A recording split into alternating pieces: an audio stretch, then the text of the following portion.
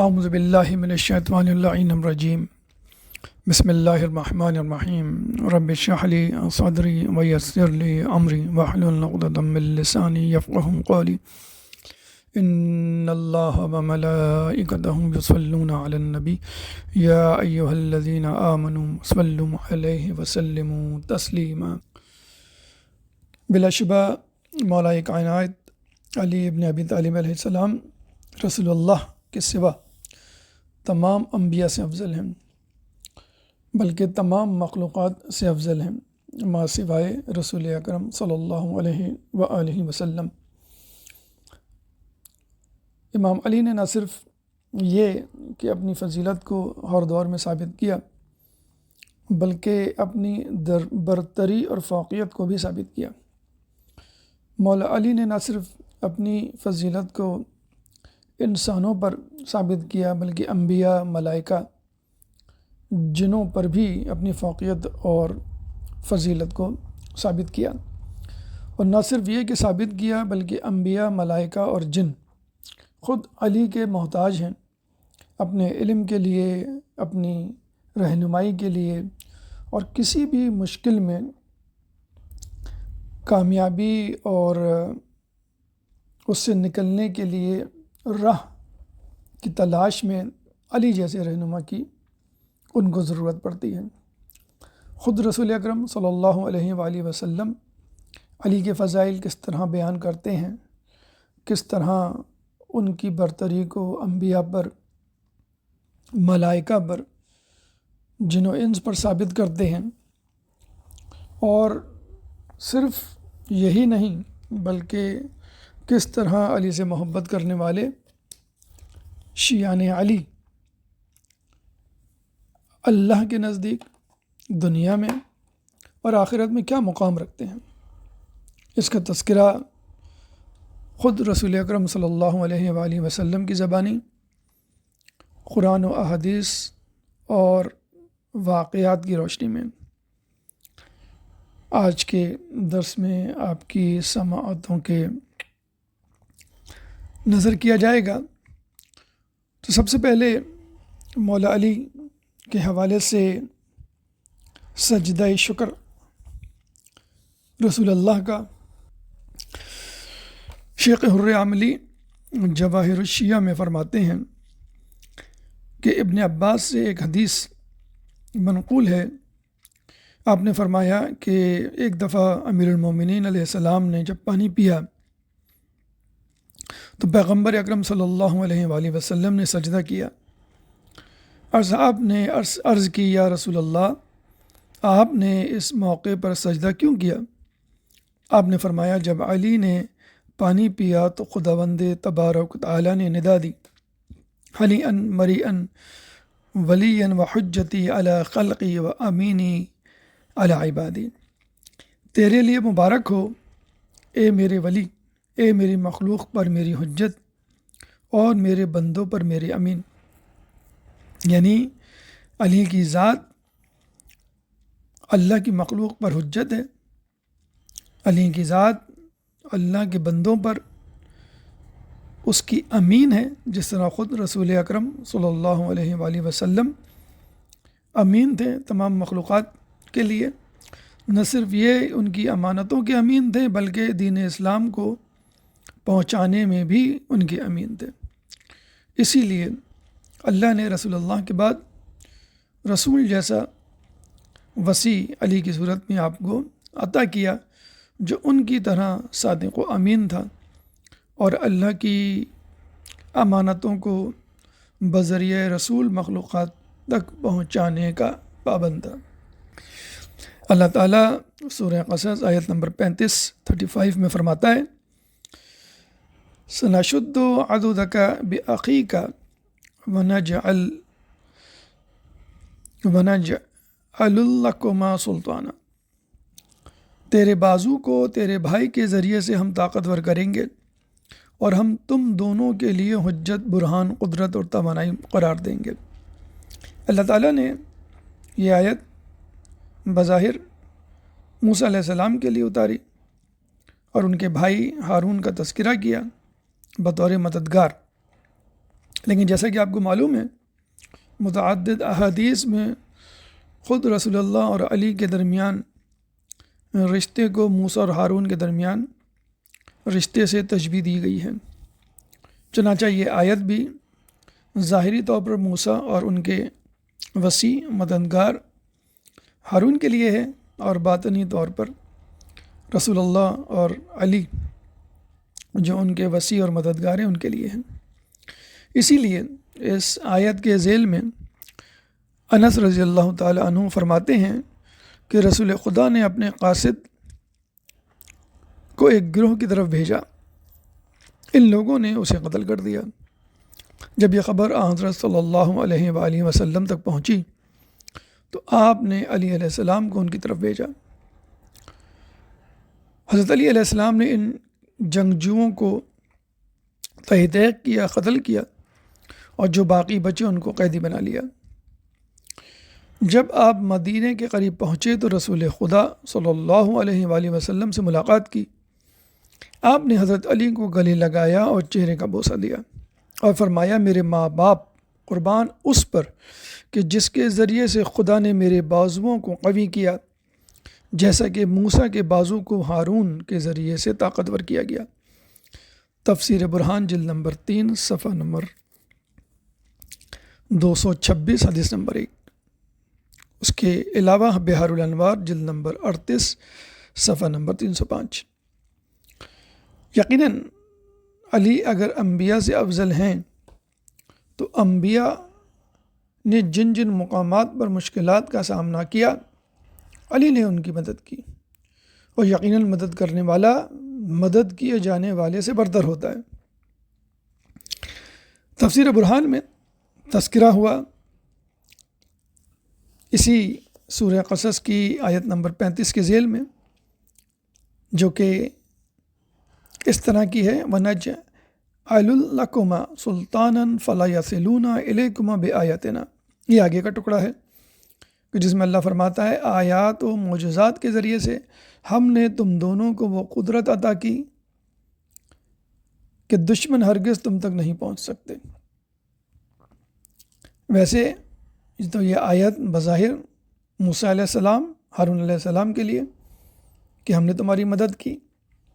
اب باطنی طور پہ کیسی مدد کی گئی، اس کے ذریعے سے تفسیر برہان میں درج ہے کہ جب ہارون اپنے بھائی موسیٰ کے ساتھ اکٹھے ہوئے اور ایک دن فرعون کے پاس گئے اور ان کے دل میں فرعون کا خوف پیدا ہوا، اچانک انہوں نے دیکھا کہ ایک شخص گھوڑے پر سوار ہے کہ جس نے بہترین لباس پہنا ہوا ہے اور ہاتھ میں سونے کی تلوار لیے ہوئے ہیں، ان کے آگے چل رہا ہے۔ فرعون کو سونا بہت پسند تھا، وہ گھڑ سوار کو سونے کی تلوار دیکھ کر خوف میں مبتلا بھی ہوا، مرعوب بھی ہوا۔ اس گھڑ سوار نے فرعون کی طرف منہ کیا اور فرمایا، ان دو آدمیوں کا جواب دو ورنہ تمہیں قتل کر دوں گا۔ فرعون نے جب اس صورتحال کو دیکھا تو بڑا پریشان ہوا اور کہا، اس کام کو کل انجام دوں گا۔ جب موسیٰ اور ہارون علیہ السلام باہر چلے گئے تو وہ اپنے دربار کے محافظوں کو بلاتا ہے اور ان سے پوچھ گچھ شروع کر دیتا ہے اور ان کی سزا کی دھمکی دیتے ہوئے کہتا ہے کہ یہ گھوڑ سوار شخص میری اجازت کے بغیر کس طرح میرے محل میں داخل ہو گیا۔ لیکن سب محافظوں نے فرعون کی قسم، کیونکہ اس زمانے میں فرعون ہی خدا مانا جاتا تھا، فرعون کی قسم کھا کر کہا کہ ان دو آدمیوں کے سوا اور کوئی شخص اندر آتا ہوا ہمیں نہیں دکھائی دیا۔ دراصل گھوڑے پہ سوار شخص علی علیہ السلام کا مثالی وجود مبارک تھا کہ جس کے ذریعے سے خدا نے پردے میں اپنے انبیاء کی مدد کی اور خاتم الانبیاء کی ان کے ذریعے سے ظاہر بظاہر مدد کی۔ یعنی علی انبیاء کے دور میں ان کے مشکل اوقات میں ان کے ساتھ ناصر و معاون و مددگار رہے، اور اس کے بعد خود رسول اللہ کے ساتھ ان کے معاون و مددگار، وسیع اور خلیفہ رہے۔ علی علیہ السلام خدا کا وہ عظیم کلمہ ہے کہ خدا نے جس صورت میں چاہا اپنے اولیاء کے لیے ظاہر کیا اور ان کی مدد فرمائی۔ انہوں نے اس کلمہ خدا کو پکارا اور اس نے جواب دیا اور ان کو نجات دی، اور یہ آیت اسی قصے کی طرف اشارہ کرتی ہے جس میں اللہ فرماتا ہے وَنَجْعَلُ لَكُمَا سُلْطَانًا فَلَا يَصِلُونَ إِلَيْكُمَا بِآيَاتِنَا۔ سورہ قصص کی آیت نمبر 35۔ آیات اور معجزات کے ذریعے سے ہم نے تم دونوں کو وہ قدرت عطا کی کہ دشمن ہرگز تم تک نہیں پہنچ سکتے۔ ابن عباس کہتے ہیں کہ سب سے بڑی الہی نشانی اور معجزہ جو خدا نے ان دو بزرگوں کو عطا کیا وہی گھڑ سوار ہستی تھی۔ تفسیر برہان آیت نمبر سورہ قصص کی آیت نمبر 35، جلد نمبر 3، صفحہ نمبر 226۔ اسی طرح جن اپنے معاون مددگار مشکل کشا کو یاد رکھتے ہیں، جس طرح ہم اپنے محسن کو، اپنے مددگار کو، اپنے معاون کو، مدد کرنے والے کو یاد رکھتے ہیں اور ان کے لیے دعا گو ہوتے ہیں۔ اور جب ہم کسی ایسے مددگار کو دیکھتے ہیں کہ جو بہت زیادہ مافوق الفطرت صلاحیتوں کا مالک ہوتا ہے تو ہم اس سے مرعوب بھی ہو جاتے ہیں۔ کہتے ہیں کہ رسول خدا صلی اللہ علیہ وآلہ وسلم ایک دفعہ بیٹھے ہوئے تھے کہ ایک جن ان کی خدمت میں حاضر ہوا اور آپ سے کچھ احکامات شریعت پوچھنے لگا۔ تھوڑی ہی دیر گزری تھی کہ امیر المومنین علیہ السلام رسول کی محفل میں داخل ہوئے۔ کہتے ہیں کہ وہ جن مولا علی کو دیکھ کر اتنا زیادہ ہیبت زدہ، خوف زدہ ہوا کہ چھوٹا ہو گیا، سمٹ گیا، سکڑ گیا، اور اس قدر چھوٹا ہوا کہ مکھی بن گیا۔ پھر وہ بولا، اے رسول خدا، مجھے اپنے پناہ میں لے لیجئے۔ آپ نے فرمایا، کس سے ڈر رہا ہے؟ اس جن نے کہا، اس جوان سے جو ہماری طرف آ رہا ہے۔ حضرت صلی اللہ علیہ وآلہ وسلم نے فرمایا، ڈرنے کی وجہ کیا ہے؟ اس نے کہا، جب طوفان نوح آیا تو میں نے کشتی نوح کو غرق کرنا چاہا، لیکن اس نوجوان نے مجھے ضرب لگائی اور میرا ہاتھ کاٹ دیا۔ اس کے بعد اس نے اپنا کٹا ہوا ہاتھ دکھایا۔ رسول اکرم صلی اللہ علیہ وآلہ وسلم نے تصدیق کی، جی ہاں، یہ وہی نوجوان ہے۔ ہو سکتا ہے کہ وہ جن اس زمانے میں ایک نافرمان جن ہو، جس طرح نافرمان انسان ہوتے ہیں، مسلمان ہوتے ہیں، اس طرح نافرمان جن بھی ہوتے ہیں۔ شیطان کا ساتھی ہو، اس نے کوشش کی ہو شیطان کو خوش کرنے کے لیے کہ میں کشتی نوح کو الٹ دوں، لیکن نہ الٹ سکا۔ مولا علی نے اس کو ضربت لگائی، ہاتھ کاٹ دیا، اور ہو سکتا ہے کہ بعد میں اس نے توبہ کی ہو، مسلمان ہو گیا ہو اور رسول اقدس کی خدمت میں آ کر مسائل شریعہ پوچھ رہا ہو۔ یہاں آ کر اس کو معلوم ہوا کہ جس نے ضربت لگائی، جس نے مجھے شکست فاش دی اور میرے ناپاک عزائم کو روکا، وہ یہی شخص ہے کہ جو آج رسول اکرم صلی اللہ علیہ وآلہ وسلم کا وصی اور ان کا خلیفہ ہے۔ اسی طرح ایک اور جن کے حوالے سے ایک روایت ہمیں ملتی ہے۔ یہ والی روایت مشارق الانوار الیقین میں ہے، اور دوسری روایت مشارق الانوار الیقین کے علاوہ تفسیر برہان مدینۃ المعاجز میں بھی موجود ہے۔ کہتے ہیں کہ ایک دفعہ ایک جن رسول خدا صلی اللہ علیہ وآلہ وسلم کے پاس بیٹھا ہوا تھا کہ امیر المومنین وہاں تشریف لائے۔ اس جن نے آپ کو دیکھ کر آواز بلند کی اور مدد طلب کی اور عرض کرنے لگا، اے رسول خدا، مجھے اس جوان سے پناہ دیجیے۔ حضرت نے فرمایا، رسول اللہ نے فرمایا، اس جوان نے آپ کے ساتھ کیا کیا ہے؟ یعنی آپ کیوں گھبرا رہے ہیں؟ اس نے کہا، میں نے سلیمان علیہ السلام کی نافرمانی کی تو سلیمان علیہ السلام نے میری طرف کچھ جنوں کو بھیجا، میں ان پر غالب آ گیا، لیکن یہ نوجوان گھوڑے پر سوار میرے پاس آیا اور مجھے مجروح کر کے قیدی بنا لیا۔ اس کے بعد اس نے وہ زخم بھی دکھلایا جو ابھی تک ٹھیک نہ ہوا تھا۔ یعنی ایک جن کو تو مولا نے ضربت لگا کے اس کے ہاتھ سے محروم کر دیا، اور دوسرے کو ایسا زخم لگایا کہ جو برسوں ہزاروں سال گزرنے کے باوجود ٹھیک نہ ہوا تھا۔ اور یہ بھی انہی جنوں میں سے تھا غالباً کہ جس نے دنیاوی سزا سے سبق حاصل کی، عبرت حاصل کی، اور پھر راہ راست پر آ گیا، صراط مستقیم پر آ گیا، انبیاء کو ماننے لگا، اور خاتم الانبیاء کے پاس ہدایت کے لیے تشریف لایا۔ اب یہاں پر جو واقعات بیان کیے گئے، اس میں کچھ لوگوں کے ذہنوں میں اشکال پیدا ہو سکتا ہے کہ یہ کیسے ممکن ہے کہ مولا علی انبیاء کی خدمت کے لیے جنوں سے لڑے۔ مولا علی تو رسول خدا کے سامنے موجود تھے، ان کی زندگی میں تھے، رسول کے بعد اس دنیا میں تشریف لائے۔ تو سمجھ لیجئے کہ انبیاء اور اسی طرح ان کے اوصیاء، خصوصی طور پر علی ابن ابی طالب کے لیے زمان و مکان کوئی حیثیت نہیں رکھتے۔ اللہ تعالیٰ ان جیسے لوگوں کو زمان و مکان سے ماورا رکھتا ہے۔ ان کے لیے زمان و مکان اس طرح سمٹے ہوئے ہیں، ان کے لیے ماضی، حال اور مستقبل کوئی اہمیت نہیں رکھتا۔ اس کی مثال ایسی ہے کہ ہمارے سامنے ایک لکیر کھینچ دی جائے کاغذ پہ، جس کو آپ کہیں حال، دائیں طرف ماضی لکھیں اور بائیں طرف لکھیں آپ مستقبل۔ اب ہماری نگاہ ماضی پر بھی ہے، حال پہ بھی ہے، مستقبل پہ بھی ہے۔ اگر ہم چاہیں تو ماضی پر انگلی رکھ لیں، ماضی میں پہنچ جائیں، اگر ہم چاہیں تو حال پر انگلی رکھیں، حال پر پہنچ جائیں، اور اگر ہم ہاتھ رکھیں الٹے ہاتھ کی طرف لکیر کے، مستقبل میں پہنچ جائیں۔ تو جب ہم بیک وقت ماضی، حال، مستقبل، لکیر کے دائیں طرف بائیں طرف خود لکیر پر بیک وقت ایک ہی وقت میں تینوں جگہ پہنچ سکتے ہیں، تو خود مولا علی کے نزدیک یہ کائنات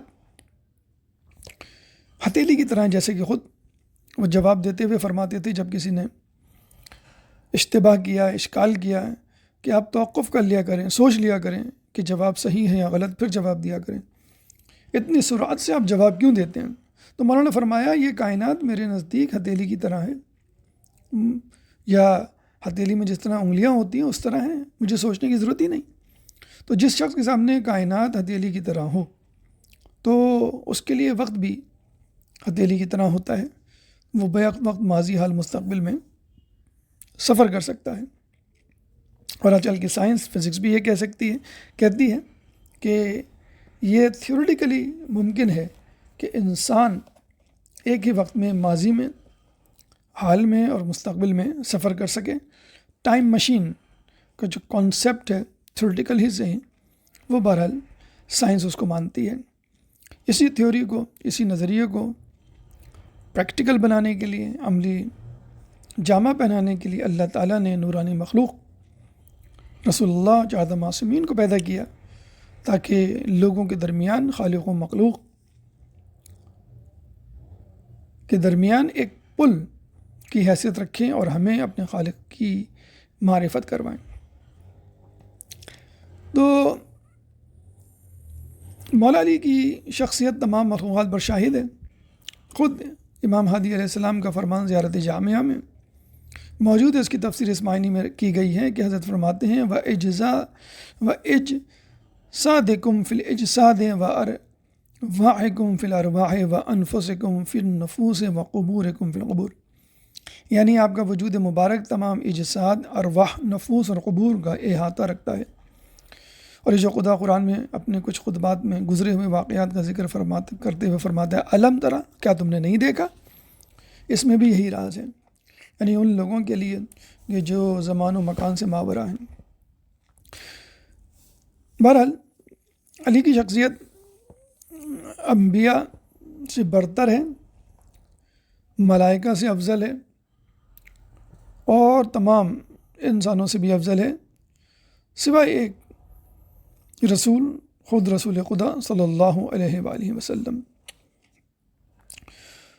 بلکہ یہی نہیں، یہ بھی کہا جاتا ہے کہ جو علی سے محبت کرے گا، شیخ صدوق کی عیون اخبار الرضا میں امام رضا علیہ السلام کا قول ہے کہ رسول خدا نے فرمایا جو علی کو دوست رکھے وہ قیامت کے دن انبیاء کے ساتھ محشور ہوگا اور ان کے درجات میں قرار پائے گا، اور جو علی کے ساتھ دشمنی رکھے اور اس حالت میں دنیا سے چلا جائے، اس کی کوئی پرواہ نہیں ہے کہ وہ اس دنیا سے یہودی مرے یا نصرانی، یعنی اللہ کو اس کی کوئی پرواہ نہیں۔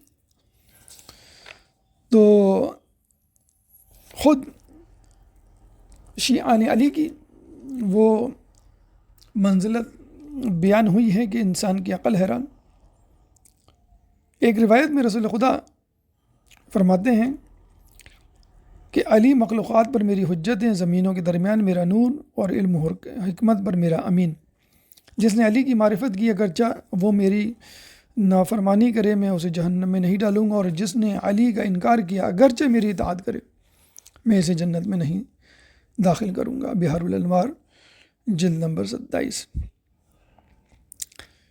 زم خشری جو کہ اہل سنت کے بہت بڑے عالم ہیں، وہ کہتے ہیں کہ یہ ایک ایسی رمز اور علامت ہے کہ جس کا انکار ممکن نہیں۔ وہ کہتے ہیں کہ علی کی دوستی ایمان کامل ہے، اور جب ایمان کامل ہوتا ہے تو گناہ نقصان نہیں پہنچاتے۔ اور جو فرمایا ان آسانی اگرچہ میری نافرمانی کرے، یعنی اس شخص کو بوجہ احترام و عزت تو علی علیہ السلام بخش دوں گا، اور اسی ایمان کی وجہ سے اسے بہشت میں داخل کروں گا۔ بس وہ شخص ایمان کی وجہ سے بہشت کے قابل ہے۔ چنانچہ بخشش و مغفرت مشروط ہے علی کی محبت اور مغفرت کرنے سے۔ اور یہ جو فرمایا لا ادخل الجنہ، اسے بہشت میں داخل نہیں کروں گا، کیونکہ علی کی محبت اور ولایت کے بغیر ایمان مکمل نہیں ہوتا۔ علی کی محبت کے بغیر اطاعت خداوندی ایسی ہے جیسے روح کے بغیر جسم۔ چنانچہ وہ حقیقی اطاعت نہ تھی، کیونکہ اللہ کی حقیقی اطاعت وہ اعمال ہیں جو حب علی کے ساتھ انجام پائیں۔ جو کوئی حضرت کی محبت رکھتا ہو اور در حقیقت اس نے خدا کی اطاعت کی، جو خدا کی اطاعت کرے وہ نجات پائے گا، نتیجتاً جو علی کی محبت رکھتا ہے وہ نجات پائے گا۔ کتاب اعلام الدین میں حضرت صلی اللہ علیہ وآلہ وسلم نے امام علی کے متعلق فرمایا، اپنے شیعوں اور دوستوں کو 10 اچھی خوبیوں کی بشارت دو۔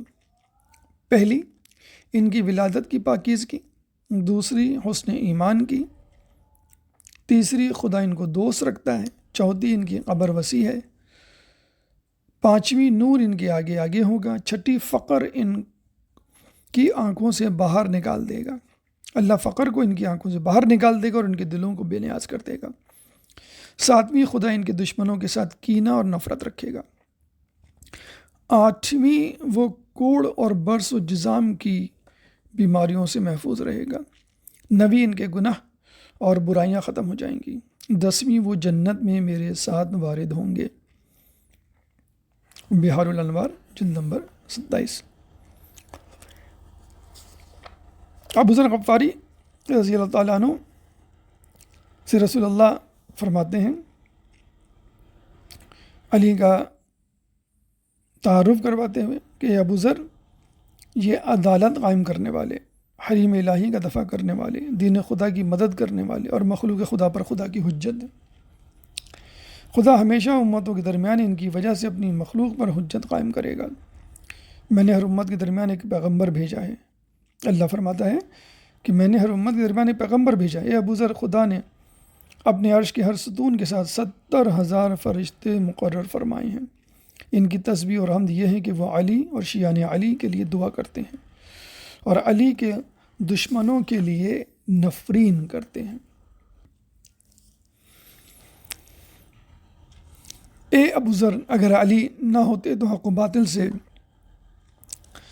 اور مومن کافر سے جدا نہ ہوتے، خدا کی عبادت نہ کی جاتی، کیونکہ علی نے مشرکوں کی سرکوبی کی یہاں تک کہ وہ اسلام لے آئے اور خدا کی عبادت کرنے لگے۔ اگر وہ نہ ہوتے تو جزا اور سزا کا تصور نہ تھا۔ خدا اور ان کے درمیان کوئی حجاب نہیں ہے، وہ خود حجاب اور پردہ ہیں۔ پھر رسول خدا نے اس آیت کی تلاوت کی، شرع لکم من الدین ما وصی بہ نوح، سورہ شورى آیت نمبر 13۔ اے ابو ذر، خدا اپنی سلطنت اور بے مثلی میں اکیلا تھا۔ اس نے اپنا با اخلاص بندوں کو اپنی معرفت عطا کی، اپنے با اخلاص بندوں کو معرفت عطا کی اور ان کے لیے بہشت و مباح کیا۔ جو کوئی بھی ہدایت یافتہ ہونا چاہتا ہے اس کے لیے ولایت علی سے آشنائی ضروری ہے۔ جس کے دل پر پردہ ڈالنا مقصود ہو، اللہ اس کو علی کی معرفت سے دور رکھتا ہے۔ ابو ذر وہ ہدایت کا پرچم، تقوی کی دلیل، خدا کی مضبوط رسی، میرے اولیاء کے رہنما اور ان لوگوں کے لیے روشنی کا مینار ہیں جو میری اطاعت کرتے ہیں، اور وہ ایسا کلمہ ہے کہ جس کے ساتھ متقی لوگوں کے ہونے کو خدا نے لازم قرار دیا ہے۔ اس کے دوست مومن اور اس کے دشمن کافر ہیں۔ جس کسی نے بھی اس کے ساتھ تعلق قطع کر لیا وہ خود بھی گمراہ ہے اور دوسروں کی گمراہی کا سبب بنے گا۔ جس نے بھی اس کی ولایت کا انکار کیا وہ مشرک ہے۔ اے ابو ذر، ولایت علی کے منکر کو خدا کے دن، قیامت کے دن اس حال میں لایا جائے گا کہ وہ گونگا اور بہرا ہوگا اور قیامت کی تاریکی میں الٹا فریاد بلند کر رہا ہوگا، یا حضرت علی ما فرطت فی جنب اللہ، سورہ زمر آیت نمبر 56 ہے افسوس مجھ پر کہ میں نے جنبے پر پروردگار یعنی امیر المومنین کے بارے میں کوتاہی کی۔ اس شخص کی گردن میں آگ کی ایک زنجیر ہوگی جس کے 300 شعلے ہوں گے، اور ہر ایک شعلے پر شیطان اپنا تھوک پھینک رہا ہوگا۔ قبر میں اسے سختی اور شدت کے ساتھ آگ کی طرف لے جایا جائے گا۔ علی کے منکر کو کیا عذاب ملے گا؟ کتاب فضائل میں تحریر ہے کہ ہم اصحاب مسجد نبوی میں رسول خدا کی خدمت میں حاضر تھے۔ آپ نے نماز ظہر جماعت کے ساتھ ادا کی، پھر محراب کے ساتھ تکیہ لے لیا۔ آرام کے لیے آپ اس وقت مثل مہتاب چمک رہے تھے اور آپ کے اصحاب ارد گرد جمع تھے۔ اچانک آپ نے اپنی نگاہ آسمان کی طرف بلند فرمائی، پھر تھوڑی دیر کے لیے زمین کی طرف دیکھا، پھر پہاڑوں اور صحراؤں کی طرف نظر کی اور فرمایا: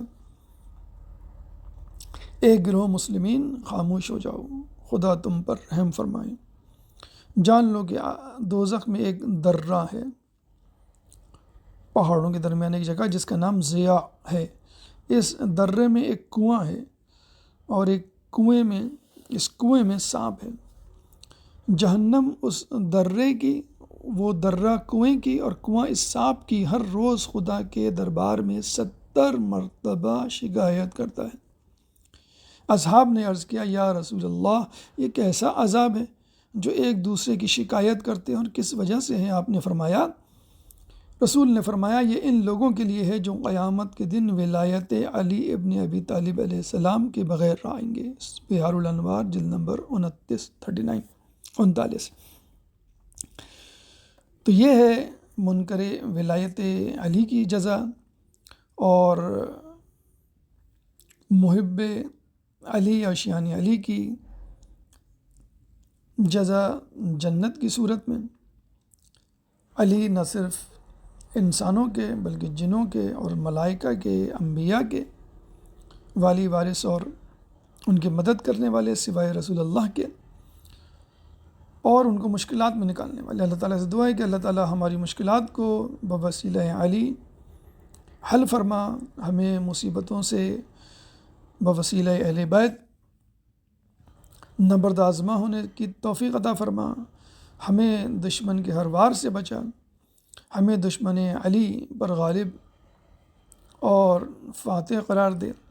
اہل بیت کی محبت کو ہماری نسلوں کے دلوں میں جاگزی فرما، تعلیمات اہل بیت پر عمل کرنے کی توفیق عطا فرما، تعلیمات اہل بیت کو دنیا کے کونے کونے میں پہنچانے کی توفیق عطا فرما۔ جو پریشان حال ہیں ان کی پریشانی کو دور فرما، جو بے روزگار ہیں ان کو رزق حلال عطا فرما، جو رزق حلال کما رہے ہیں ان کے رزق حلال میں برکت عطا فرما، جو مقروض ہیں ان کے قرضوں کو ادا فرما، جو زندان میں ان کو رہائی عطا فرما، جو سفر میں ہیں ان کو منزل عطا فرما، جو گمشدہ ہیں ان کو ان کے پیاروں سے ملا۔ مسلمان دنیا میں جہاں جہاں ظلم و ستم کا نشانہ بنے میں ان سے ظلم و ستم کو دور فرما، امام کے ظہور میں تعجیل فرما، ہمیں ان کے انصار و اعوان میں شامل فرما۔ ربنا تقبل منا انک انت السمیع العلیم وتب علینا انک انت التواب الرحیم برحمتک یا ارحم الراحمین۔ ربنا لا تؤاخذنا ان نسینا او اخطانا، ربنا ولا تحمل علینا اصرا کما حملته علی الذین من قبلنا، ربنا ولا تحملنا ما لا طاقة لنا به واعف عنا واغفر لنا وارحمنا انت مولانا فانصرنا قوما علی الکافرین۔ اللہم صلی علی محمد وآل محمد وعجل فرجهم۔